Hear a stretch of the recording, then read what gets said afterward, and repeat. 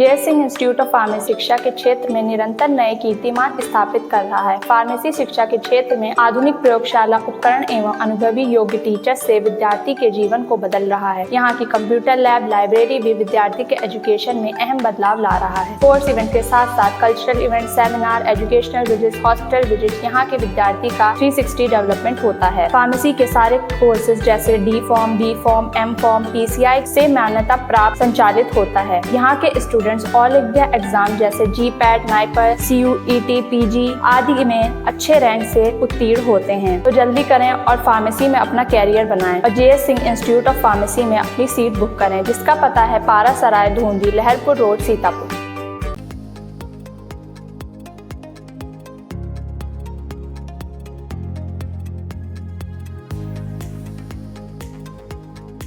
नमस्कार, आप देख रहे हैं आई इंडिया और मैं हूं डॉक्टर पंकज सिंह गौर।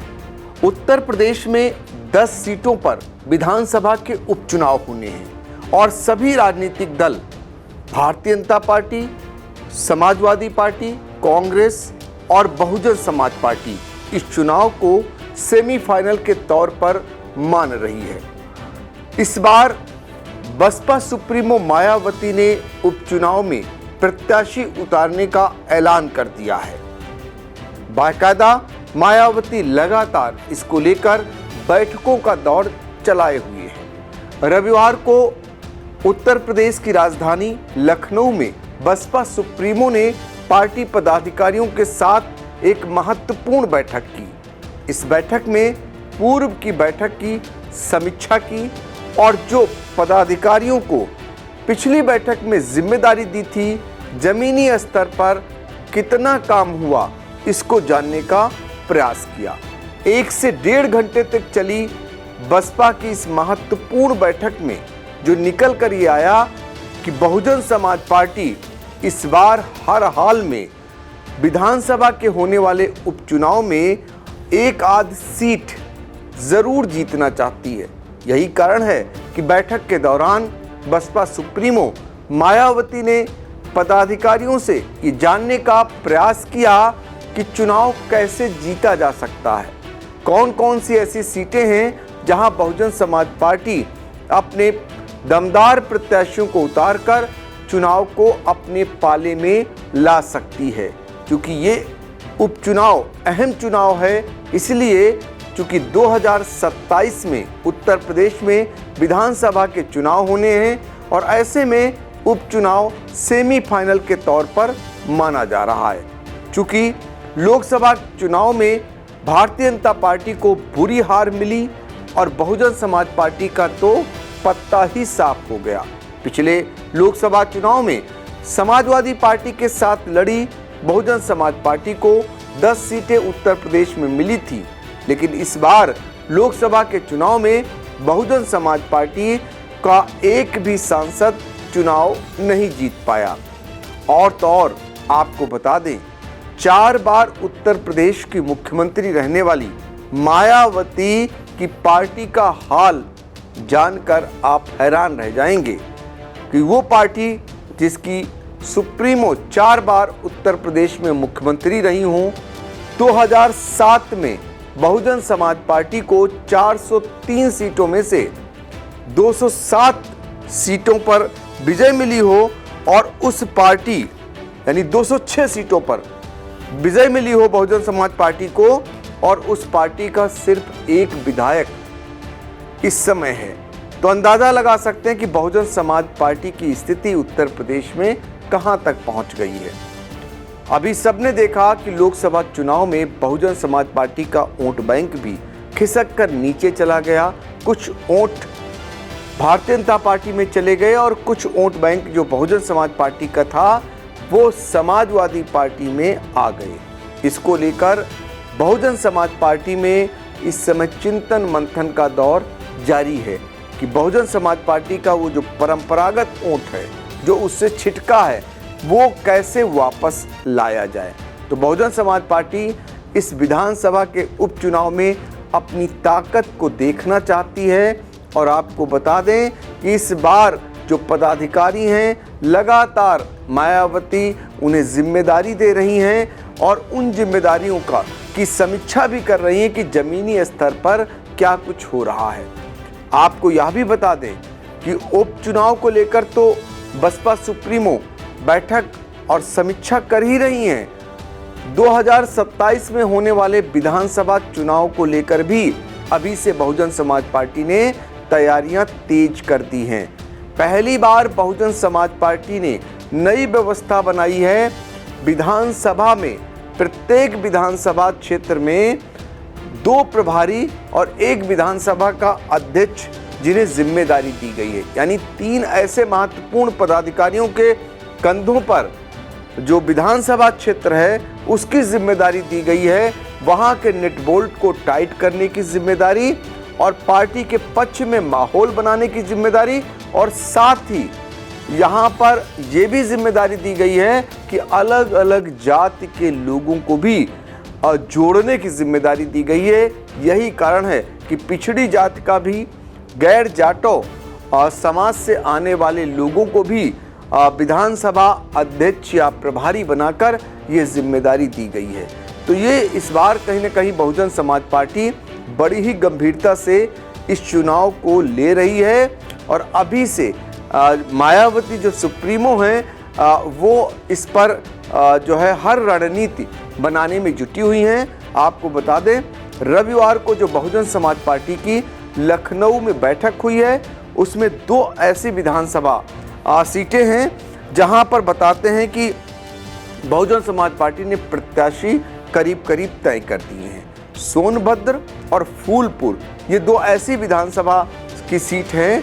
बहुजन समाज पार्टी ने यहाँ प्रत्याशी तय कर दिए हैं, सिर्फ नामों की घोषणा होना शेष है। तो इससे अंदाजा लगाया जा सकता है कि बहुजन समाज पार्टी इस बार चुनाव को लेकर कितना आगे चल रही है या कितना गंभीरता से कार्य कर रही है वो दिखाई दे रहा है।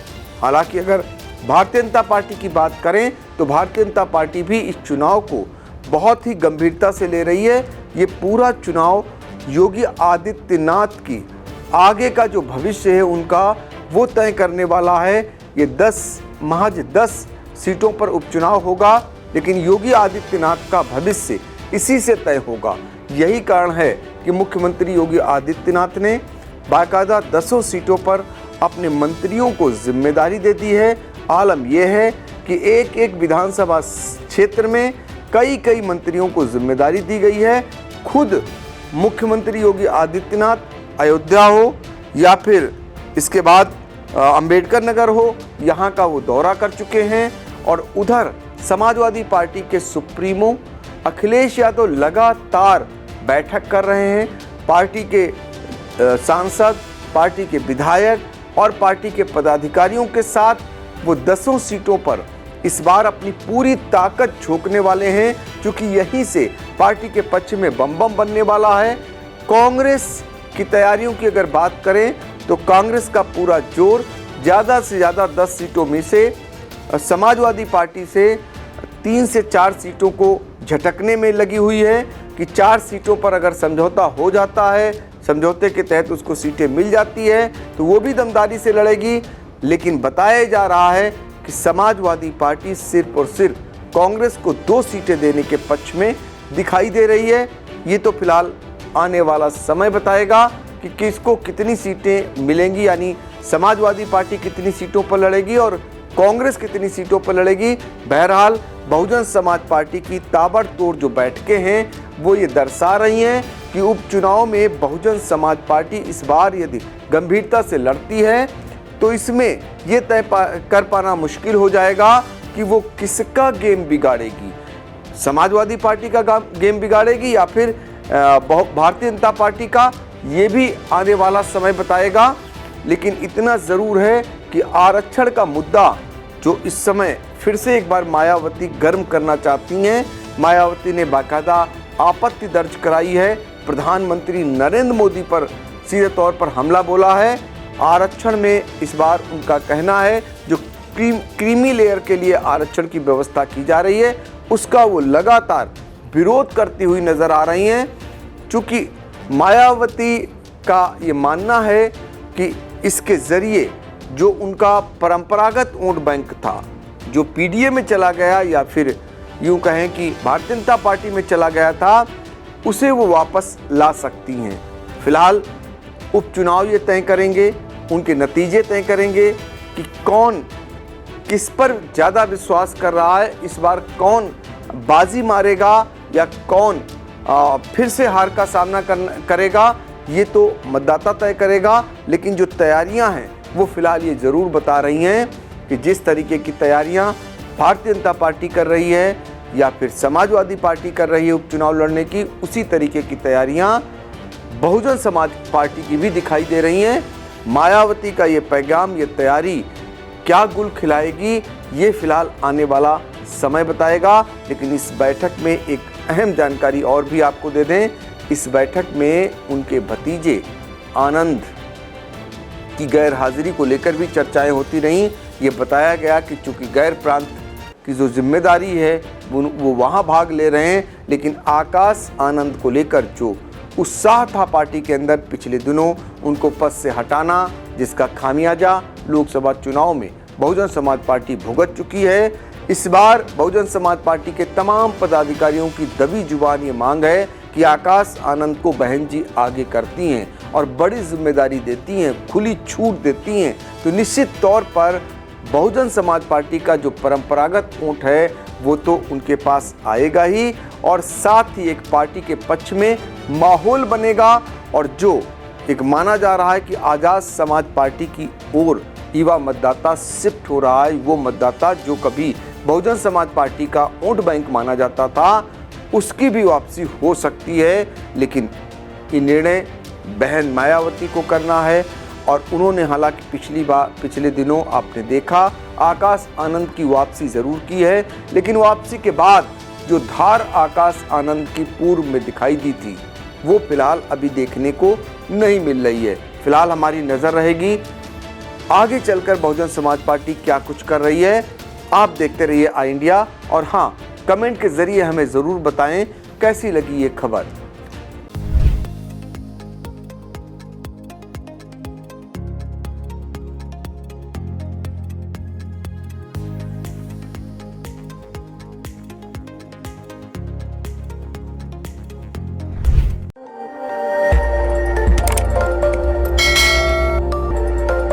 खबर आपकी, नजर हमारी। देखते रहिए आई इंडिया।